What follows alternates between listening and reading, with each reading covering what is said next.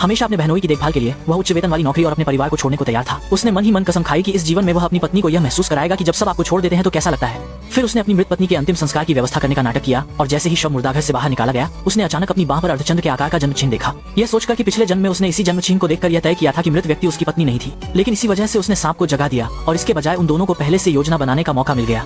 अब इस जीवन में उसे पहले कदम उठाना होगा और अपनी योजना बनानी होगी। वह फिर से वही गलती नहीं कर सकता।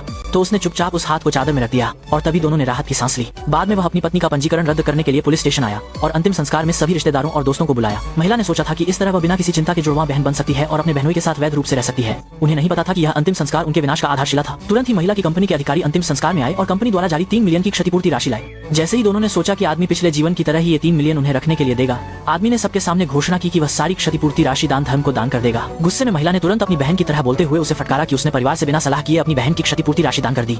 लेकिन आदमी ने कहा कि उसकी पत्नी ने जीवित रहते हुए उससे कहा था कि अगर मौका मिले तो उसे चैरिटी में निवेश करना चाहिए और एक पति के रूप में उसे उसकी आखिरी इच्छा पूरी करने में मदद करनी चाहिए। इन बातों से तीनों निरुत्तर हो गए और उपस्थित सभी लोगों ने पत्नी की दयालुता की प्रशंसा की और कहा कि आदमी बहुत वफादार और न्यायप्रिय था। तभी सास ने दान समझौते को छीन लिया और अपना नाटक शुरू कर दिया।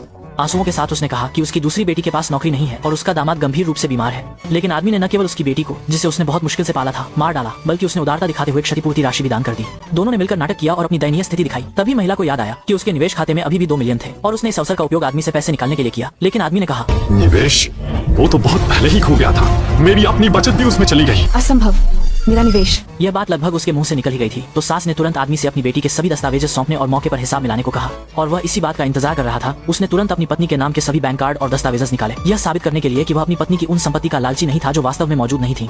उसने उन सबको आग लगा दी, यहाँ तक कि पत्नी ने उसके लिए जो 5 मिलियन का दुर्घटना बीमा खरीदा था उसे भी जला दिया। कुछ लोग सीधे टूट गए, लेकिन समझदार लोगों ने भी समझ लिया कि इस परिवार का लालच बहुत बुरा था।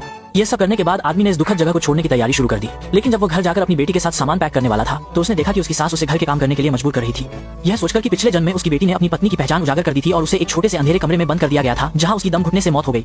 इस जन्म में वह किसी को भी अपनी बेटी को परेशान नहीं करने देगा, इसलिए उसने सास को चेतावनी दी कि वो उसकी बेटी से घर का काम न करवाए। तभी 2 कपटी लोग हाथ में हाथ डाले अंदर आए। बेटी ने उसे तुरंत अपनी माँ के रूप में पहचान लिया और उसे गले लगा लिया और उससे पूछा कि वह अपनी मौसी होने का ढोंग क्यों कर रही थी।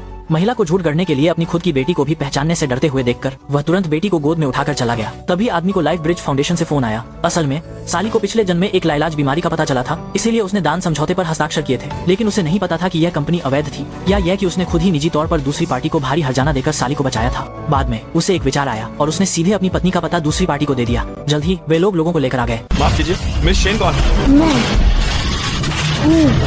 मिस शेन, हम लाइफ ब्रिज फाउंडेशन से हैं। आपके और हमारे बीच का समझौता समाप्त हो गया है। कैसा समझौता? आपने गलत व्यक्ति को पहचान लिया है।